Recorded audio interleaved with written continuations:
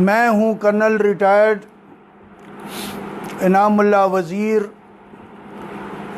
Chairman कबायलिस्तान तहफ़्फ़ुज़ movement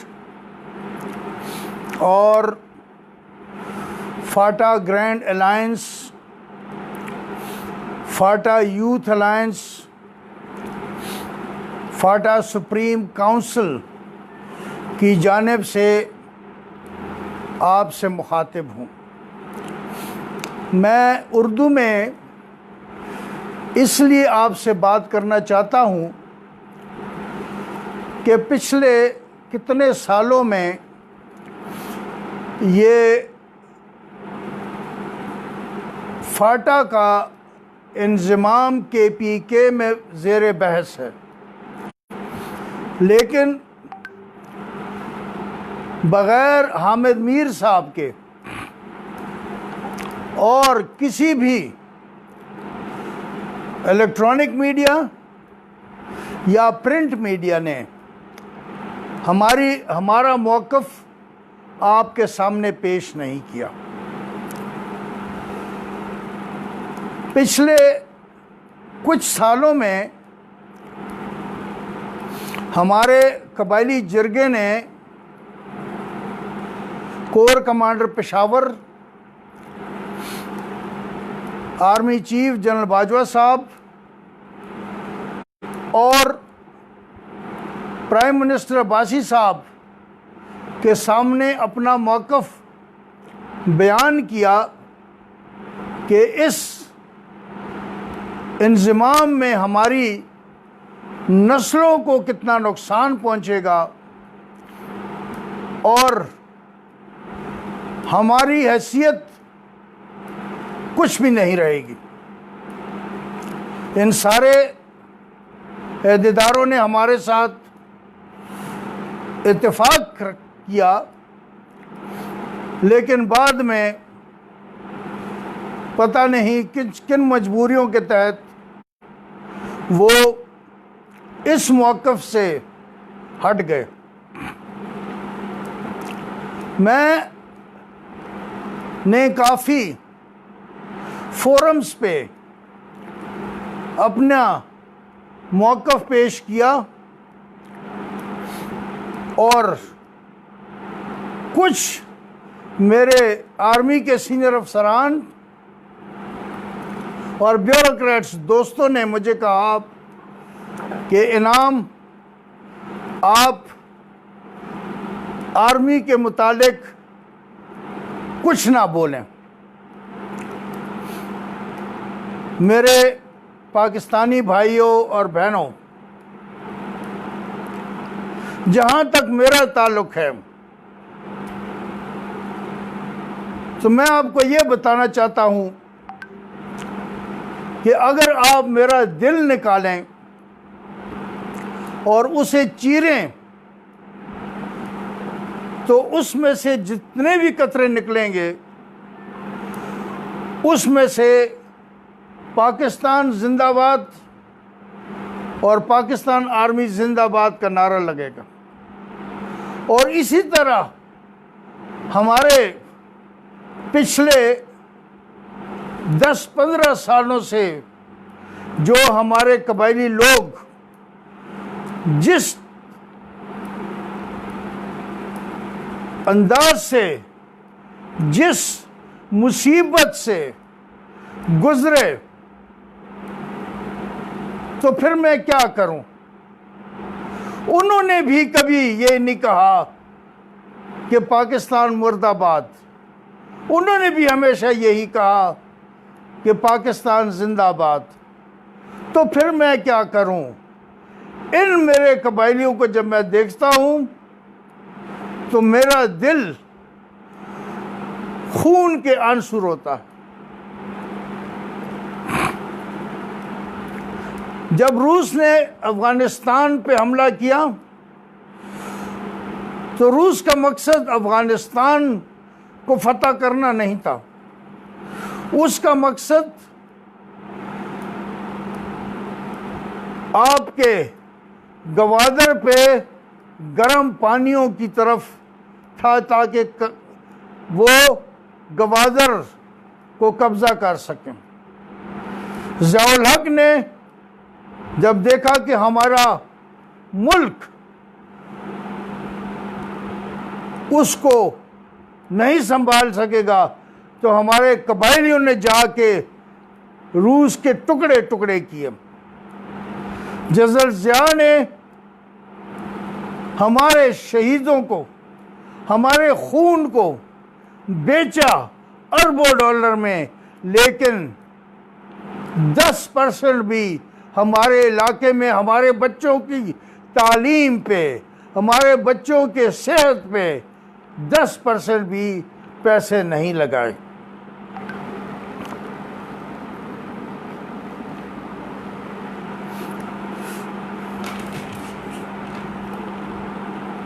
इसी तरह general Musharraf ने बार बार ये कहा कि ये कबायली हमारे हीरोज हैं। जनरल हमीद गुल ने कहा, जनरल मजीद ने कहा कि ये कबायली हमारे हीरो हैं। लेकिन अफसोस 2003 में जनरल मुशर्रफ ने फिर हमारा सौदा किया और करोड़ों डॉलर लोगों से लेके हमें हीरो से दहशतगर्द बना दिया। ज़रबे हज़ब हुआ, हमारी तबाही हुई, हम 100 साल पीछे चले गए। लेकिन ये सारा पैसा जो जनरल मुशर्रफ ने लिया, बजाय 10% के कबायलियों की तालीम पे या उनकी सेहत पे या उनकी मईशत पे लगाने से सारा पैसा कराची में लगा दिया। इसी तरह जनरल बाजवा, जब ट्रंप ने अपना 33 बिलियन डॉलर्स का हिसाब मांगा, तो जनरल बाजवा ने फिर हमारे कबायलियों का सौदा किया। किस चीज पे? हमने बार बार कहा कि देखें, हुकूमत पाकिस्तान से जनरल बाजवा साहब के मुलाकातों में कि हम आईनी तौर पे फाटा एक सूबा का दर्जा रखता है। उन्होंने माना भी, लेकिन फिर भी जो हमारे साथ हुआ वो आपके सामने है। अभी मैं सिर्फ आपको ये बताना चाहता हूं कि दुनिया में थोड़े थोड़ी आबादियां रखने वाले मुल्क में कितने कितने सूबे हैं। सबसे पहले हमारे दोस्त तुर्की में 80 मिलियन लोग हैं और उनमें 70 सूबे हैं। ईरान में 70 मिलियन लोग हैं और उसमें 61 सूबे हैं। कनाडा में 60 मिलियन लोग हैं और इसमें 78 सूबे हैं। सऊदी अरेबिया में 28 मिलियन लोग हैं और उसमें 23 सूबे हैं। अफगानिस्तान जो हमारा पड़ोसी मुल्क है, उसमें 45 मिलियन लोग हैं और उसमें 36 सूबे हैं।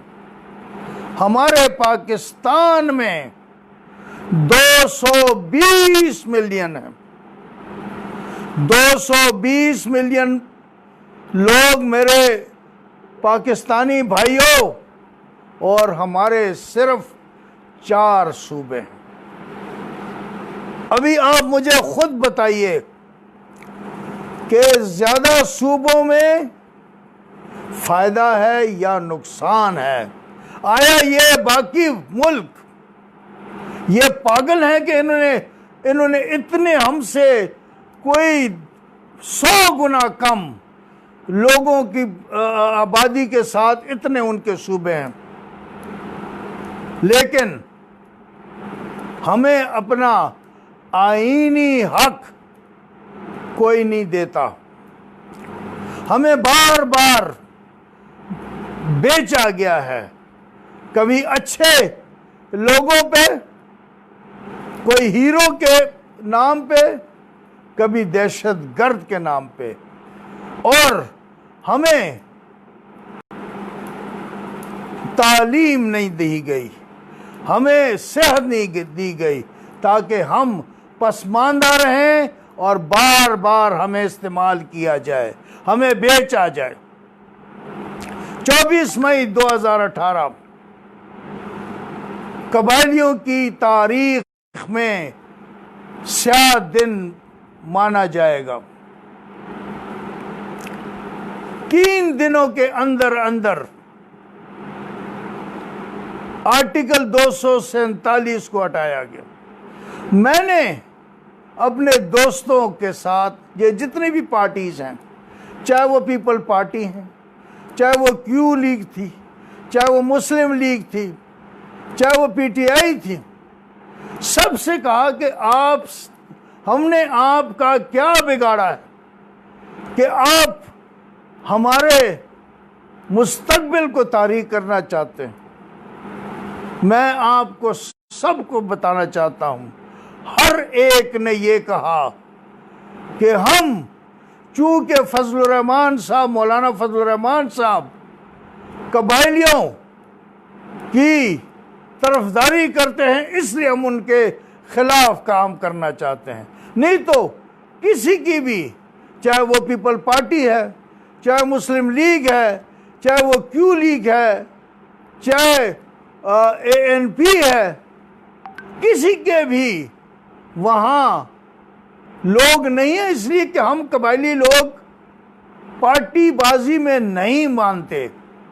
हम आज़ाद लोग हैं और आज़ाद ही, आप तारीख को देख लीजिए, हमारे सारे लोग वो आज़ाद रहे हैं, एमएनए आज़ाद रहे हैं। हाँ, 2-3 मौलाना फजल रहमान के एमएनएज हुआ करते थे।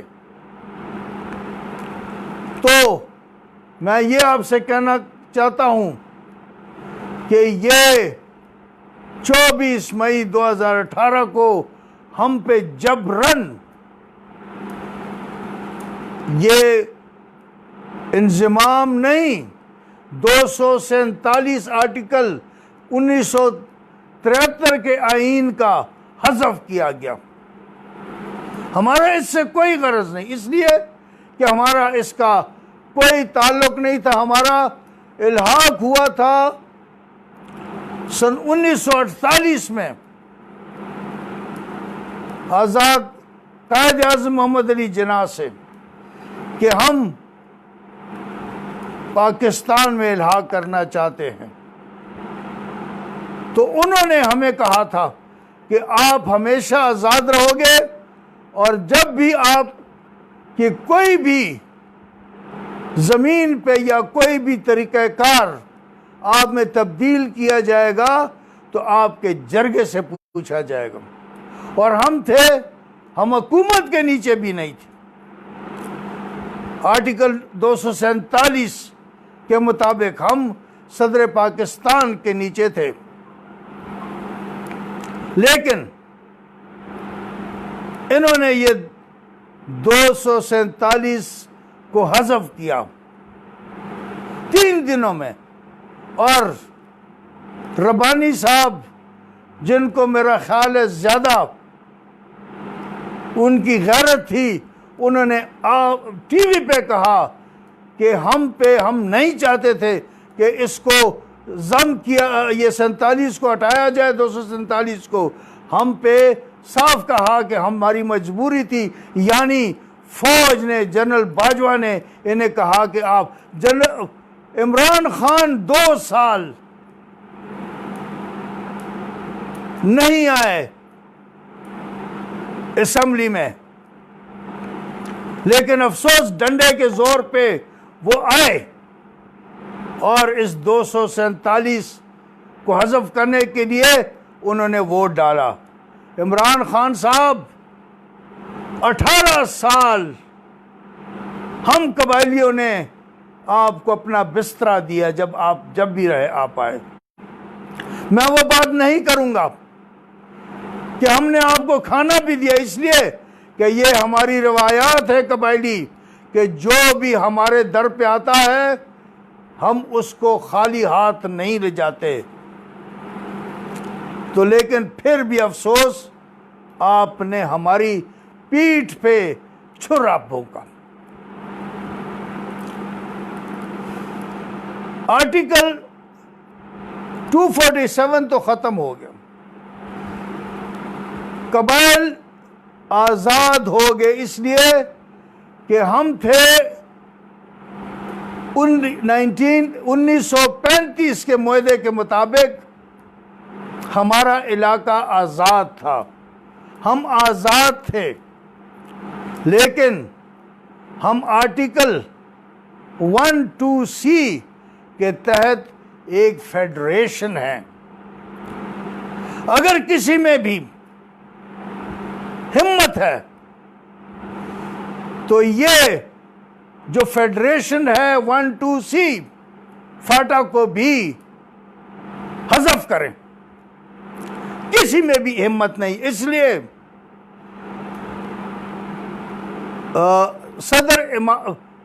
सदर साहब ने, मामून ने इस पे दस्तखत नहीं किया। 1 महीना हो गया है पीटीआई के सदर को, उसकी भी हिम्मत नहीं है इस पे दस्तखत करने की, इसलिए कि जिस वक्त भी ये इस 12C में फाटा को हज़फ करेंगे तो इसका मतलब है पूरी फेडरेशन टूटेगी। पंजाब नहीं रहेगा, सिंध नहीं रहेगा, KPK नहीं रहेगा, बलूचिस्तान नहीं रहेगा और इस्लामाबाद नहीं रहेगा, इसलिए कि फिर पाकिस्तान नहीं रहेगा। अगर किसी में हिम्मत है तो कर लो ये दस्तखत, फिर हम देखते हैं कि आपके साथ क्या होता है।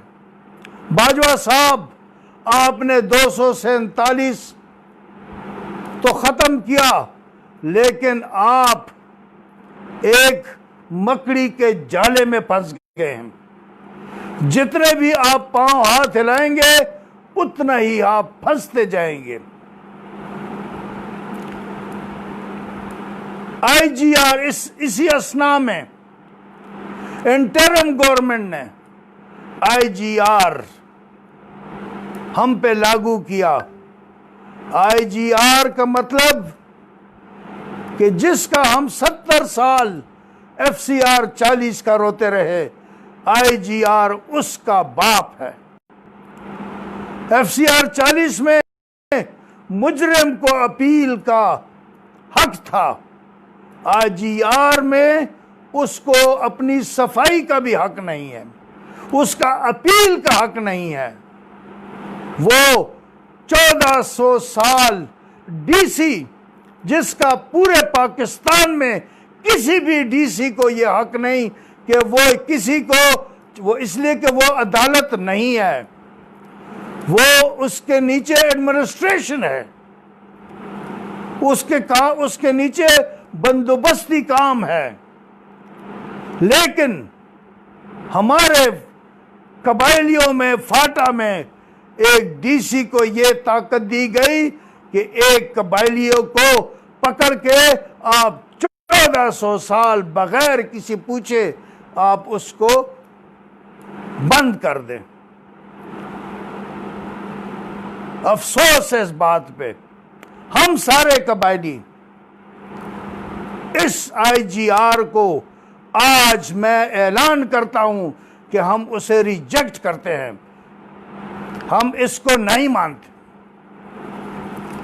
दूसरी बात, इमरान खान प्राइम मिनिस्टर साहब ने एक टास्क फोर्स बनाई। कैसी टास्क फोर्स? जो कि 2016 में सरताज अजीज साहब का टास्क फोर्स था, जिसमें एक भी कबायली नहीं था। और अरबाब सज्जाद उस वक़्त भी जो फाटा सेक्रेटरी थे, सैफरान के सेक्रेटरी थे, उसके मेंबर थे। हमने उस वक़्त भी उसके सरताज अजीज के इस ग्रुप को और उनके इस रिपोर्ट को हमने उस वक़्त भी रिजेक्ट किया था कि हम इसको नहीं मानते। फिर इसी तरह हम इस टास्क फोर्स जो इमरान खान ने बनाई हुई है, हम सारे कबाइल इसको रिजेक्ट करते हैं और इसको हम नहीं मानते। इलेक्शन कमीशन ने जब इलेक्शन का शेड्यूल इशू किया तो उसमें उन्होंने ये भी कहा कि फाटा में 1 साल बाद यानी 2019 में प्रोविंशियल असेंबली के इलेक्शन होंगे। जब इमरान खान प्राइम मिनिस्टर बने तो उन्होंने इस सूबाई इलेक्शन को पीछे कर दिया और यह कहा कि उससे पहले बल्दियाती इंतखाबात होंगे। आज कोई 4 महीने हो गए हैं 24 मई 2018 से। आपने तो कहा था कि हम तरक्याती काम करेंगे फाटा में ताकि ये लोग तरक्की कर सकें, ताकि इनको तालीम हासिल हो, ताकि इनको सेहत अच्छी मिल सके। आज 4 महीने हो गए, मुझे आप बताइए कि आपने कोई एक बुनियाद रखी किसी स्कूल का हमारे फाटा में? आपने किसी एक यूनिवर्सिटी की बुनियाद रखी हमारे फाटा में? आपने किसी एक अस्पताल की बुनियाद रखी हमारे फाटा में? कोई नहीं। इसका हम मजम्मत करते हैं, लेकिन हर रोज आप कोई ना कोई हुक्म सादर कर देते हैं कि आज ये कर लेते हैं, आज वो कर लेते हैं, और अफसोस है पिछले कुछ दिनों में हमारे नए गवर्नर शाह फरमान साहब ने एक ऐलानिया जारी किया कि फाटा में 300 लोगों का लोया जरगा होगा। यानी सारे एजेंसियों में, कबायली एजेंसियों में उधर कमेटियां होंगी। मेरे कबायलियों, ये बात याद रखना कि ये 300 का लोया जरगा और ये कमेटियां एजेंसी में, ये इस पे मैं बात करूंगा इसलिए कि ये एक घिनौना खेल खेला जा रहा है आपके साथ। ये सोची समझी चीजें हैं जो कि आप हमें बताई जाती हैं। ये सोची समझी चीजें हैं जो कि हमें हर दफा ट्रक की बत्ती के पीछे लगाया जाता है। ये याद रखना। मैं आगे आपको ये बताऊंगा कि ये आज क्यों कहा गया है। ये बल्दियाती जो इलेक्शन इमरान खान साहब ने कहा, ये आज गवर्नर शाह फरमान ने ये क्यों कहा? ऑल्दो हमारी 1 साल से पहले हमने अपने एजेंसियों में शलवश्तई, जो हम उसको कहते हैं, यानी 20 रुकनी कमेटी हमने हर एजेंसी में बनाई हुई है। हमने उसी वक्त एक 200 मशरान का और कमेटियां शामिल एक लोया जरगा बनाया हुआ है। तो शाह फरमान साहब, ये 300 लोगों का जरगा ये किधर से आ गया, कमेटियां किधर से आ गई, ये मैं आपको बताता हूं। हम इतने बच्चे नहीं हैं, हम भी रोटी खाते हैं जिस तरह आप रोटी खाते हैं। आपने 70 साल सियासत सीखी, 70 साल से, सन 1947 से हमारी तारीख सियासत की वो 400 साल से भी ज्यादा है, इसलिए कि हमें अपने हुजरे में ये सियासत सिखाई जाती है। अगर हम पहले नहीं बोलते थे तो हमारे सामने पाकिस्तान का लफ्ज आ जाता था, लेकिन नहीं, बस काफी को काफी कहते हैं। हम अपने हकूक के लिए बात करेंगे खुल के, हम अपने हकूक के लिए खड़े होंगे खुल के, हम अपने हकूक के लिए लड़ेंगे खुल के। मैं अभी आपको बताता हूं कि इसका मतलब क्या है। बल्दियाती इंतखाबात आप इलेक्शन से क्यों कराना चाहते? डीसी और आर्मी जो और गवर्नर मिलके सिलेक्शन करेंगे, फिर इन बल्दियाती मेंबरान से, इन एमपीए से और इन एमएनए से, जो कि सारे पीटीआई के होंगे, इनसे ये लोया जरगा 300 बनाया जाएगा। मेरे कबाइलियों, अब समझ गया, अभी ये लोया जरगा बनाया जाएगा। इन्हीं बल्दियाती मेंबरान से कमेटियां बनाएंगी एजेंसियों में, और फिर गवर्नर शाह फरमान इन सबको, इन 300 को बुलाएगा, जो बड़ा जरगा ये कहते हैं, लोया जरगा, और